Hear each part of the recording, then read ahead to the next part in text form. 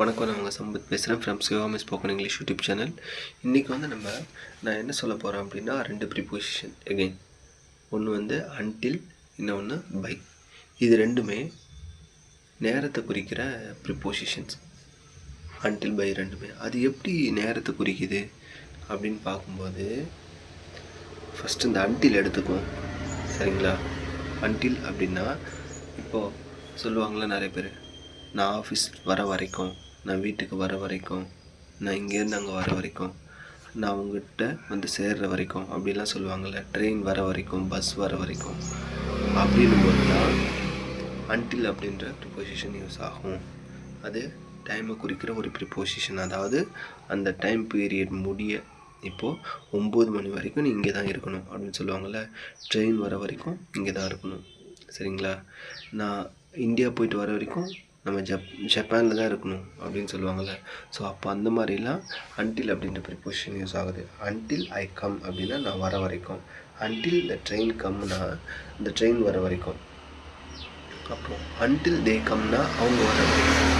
Until the bus கம்னா இந்த bus வர வரைக்கும். சரிங்களா? அப்போது ஒரு பர்டிகுலர் டைம் பீரியடுக்குள்ளே அது அந்த டைம் முடிகிற வரைக்கும் அப்படின்றத மென்ஷன் பண்ணுறதுக்கு அன்டில் அப்படின்ற ப்ரிப்போசிஷன் யூஸ் ஆகுது. ரெண்டாவது வந்து பை அப்படின்ற ப்ரிப்போசிஷன். பை எங்கே யூஸ் ஆகுது அப்படின்னா,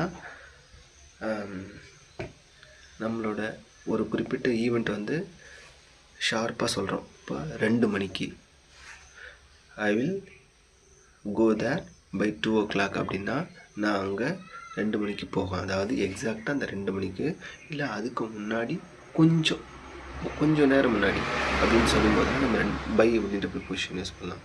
இப்போ பாருங்களேன், I go to Japan by 2 o'clock flight அப்படின்னா நான் 2 மணி ஃப்ளைட்டில் ஜப்பான் போகிறேன். I go to Australia by 8 o'clock from Chennai airport அப்படின்னு சொல்லலாம்.